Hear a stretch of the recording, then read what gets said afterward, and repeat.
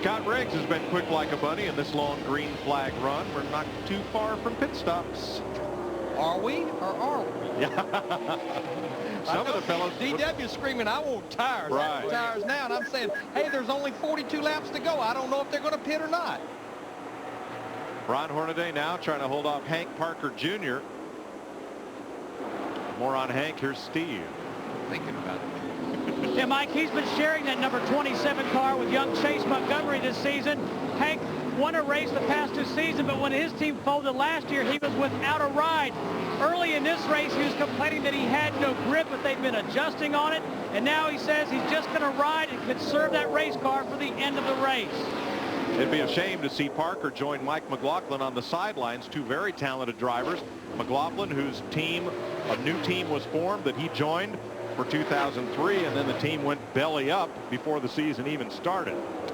Yeah, and then Hank Parker Jr. was going to drive a second Roush car, went and tested Daytona, then that went belly up before the season started.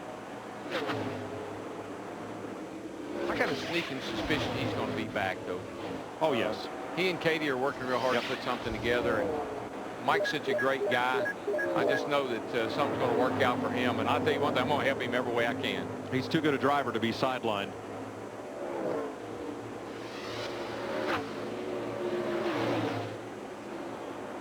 Well, Matt, what about pit stops? Well, let's talk to Butch Hilton, the crew chief for Johnny Sauter. When are you going to pit, Butch, and when are you going to make that car a winning car? Because he's on the move. We're probably going to come in 10 or 15 more laps. We're still a little tight, been tight all day. We're going to raise the track bar this next time, work on the air pressure. Sauter right now in 5th place, right behind Jamie McMurray, who is 4th. They're about 6.5 seconds behind leader Scott Riggs. Yeah, and what they're going to do, if you're going to come in and pit, a lot of them's probably going to do what we call the short pit. In other words, get advantage of those fresh tires as quick as you can. The disadvantage of that is if making sure everybody comes to pit road and not get burned by a caution flag while other cars are still out there. These first 5 cars, though, are all running about the same lap speed. So I'm going to have to fall off. My lap speed's going to have to fall off a little wee bit more before I start really squealing real loud to where you can hear me. 32 3s and 4s, 5s, and 6 right along in there. That's not bad lap times for this far into a run. 38 laps to go. Scott Riggs the leader. Hermie Sadler has gone to the garage. Scott Wimmer is back out on the racetrack making laps with a damaged car. Scott Riggs with a 2.5-second lead over Todd Bodine. 17 cars on the lead lap. Last year, Riggs won 2 of the first 9 races, but tailed off. In the last half of the season, had only 3 top 10 finishes. He's looking for his first top 15 finish this season today. What tell you, guy just gassed it up all of a sudden. I don't know what his car got better or those other guys got worse. It's Casey Kane. He hopped around Shane Meal and Ashton Lewis there and is pulling away from those guys and closing up on the 2 car. So his tire wear, Larry, must be excellent. And we got to remember, folks, these guys, 400 miles to run here yesterday, and tire wear will improve here as laps are run. So if these guys had run Saturday, they'd have had a bigger problem they got today. They're going to get better tire wear today than maybe they anticipated. And you know, we talk about the tire wear. Yeah, that's one issue, but it's the loss of grip. The tires just start sliding. They just won't grip the racetrack. And yeah, and with this place so, you know, wall sensitive, it'll suck you right up there when you lose grip. You run in the corner a little too hard, you got no control, into the wall you go. So if the lap times are leveled off, Scott Riggs and these other leaders might be able to make the tires last a whole fuel run. But Steve, will that get them to the checkered flag? I was just talking to Dan Ditburn, the lead engineer on the 10 car. He's just spoke with crew chief Doug Randolph. Dan said we're about 2 laps shy of making it on fuel, but we're about 50 laps shy of making it on tires, meaning they need to stop soon. And Doug Randolph did tell Scott Riggs, keep digging, man. We're going to stop shortly for tires. 30 to go next time by. And I tell you, if any of these leaders, and when I say the leaders, I'm going to talk about maybe the top 5 or 6. And as we well know, Hank Parker Jr. is known for staying out on long runs. If they can make it on fuel, I just believe one of those guys will stay out, because right now with 30 laps to go, the distance down pit road, the pit stop, and to make all that time up, I don't think you can get there. Isn't that how he won? Fuel. Isn't that how Hank won his first race? Both races. Billy Nasswitz wouldn't let him pit, left him out there. At Fontana. That's Won right. California that way. Now, this is not California as far as the tire situation, but as long as you can maintain, like Darrell said, I just believe this close to the end of the race, if I can make it on fuel, and the slower these lap times get, the less fuel you're going to be using. And for Hank Jr., this is his last ride in that car. Why not gamble? Yeah. Because it's win or go home, and regardless, he's going home after this race. But here's the telltale sign right now. I told you, when I start running in the 33s, I got to have tires. Okay. The Todd Bodine's 33.17, McMurray's 33.0. Some of these cars that are up front here are starting to drop off get up into the 33s. That means the tires are gone. Randy LaJoie in the 7 car, he had already went a lap down. Remember, they talked about he thinks he has a broken shock. He comes to pit road. We do need to document Scott Wimmer is back out there 44 laps down, but he's already made up 2 positions by going back out. 49, Chris Bingham returns to the race also after a long time behind the wall. Now LaJoie had dropped off to about 33.70. And he'll get right size. The stopwatch, once you get this far into a run, the stopwatch tells you what you got to do.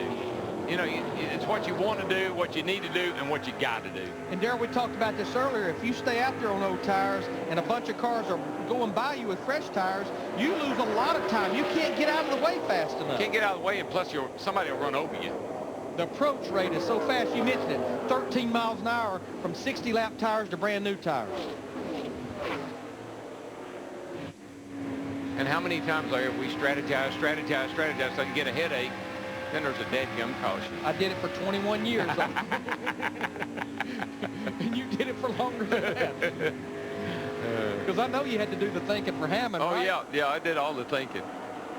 And then I had to do all the arguing. Let him off. Keep coming.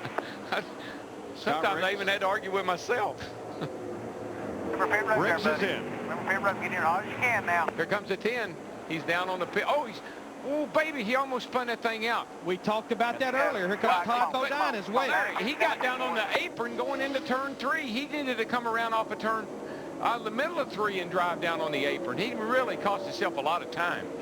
And that should make Brian Vickers the Here comes a 5th driver to lead. Shane Mill, whoever it is. He missed pit road. He's not going to make it. Completely missed pit road. Shane Mill was trying to get down there, and he didn't make it. So the 2 leaders, Riggs and Bodine, are in. Steve. Crew Chief Doug Randolph telling his pit crew, nice and smooth, guys. Walk in the park. Rick Bergdorf on the front tires. Josh Gibson on the rear tires. The jack man is Matt Cox. They come around to the driver's side of the car. Left front tire already off. Tire put back on by the carrier, Scott Kircher. And service complete for Scott Riggs. Now Brian Vickers is in. Jamie McMurray, Johnny Sauter, all coming in. More lead lap cars, Matt. Now they're going to make a minor air pressure adjustment on the 5 car. Brian Vickers, best career finishes 7th. A loose tire almost on the 21. It starts to get away. They get it. You heard about the track bar adjustment they're going to make for Johnny Sauter. Meanwhile, the 48 pulls in. Back on the 2 car of Ron Hornaday. Was way loose. They made an air pressure adjustment. Service complete on the 21. You can see they're going to make a track bar adjustment on the 48 of Shane Meal as Hornaday goes by. His service complete. A lot of business taking place down on pit road. Casey Kane, Chad Blunt, Coy Gibbs also on pit road. And now here comes Jason Keller and Bobby Hamilton Jr. Our leader's 59, Stacy Compton. He's coming off of turn 2 over there. And Scott Riggs is closing in on him in a hurry. I know he wants to get around him because he does not want to see a caution flag right now. Yeah, Stacy Compton, Darrell, if he's not pitted yet, he's going to try to go to the end of this race because you would not stay out there when everybody else is pitted if you're planning on coming to pit road. Got a pretty comfortable margin right now. We're going to give up way too much time here unless you feel good. Hank Parker Jr. Looking. He's there. Inside. Hank Jr. also among those who pitted in that sequence. Watch the 10 come by the 59 here. Look how much faster he's going. That's new tires versus old tires. All right, let's watch Riggs' entry onto pit road. But he gets in the pit lane way too early. I mean, he's coming in off of the back straightaway down on the apron, and there's nothing but sand down there. It's just sand and debris. Cost himself quite a lot of time. Now the question is, those guys just got back on the lead lap, but now can they make up that difference in 21 laps? Should we stay green? Stacy Compton, the race leader. 19-year-old Regan Smith has moved into 2nd place.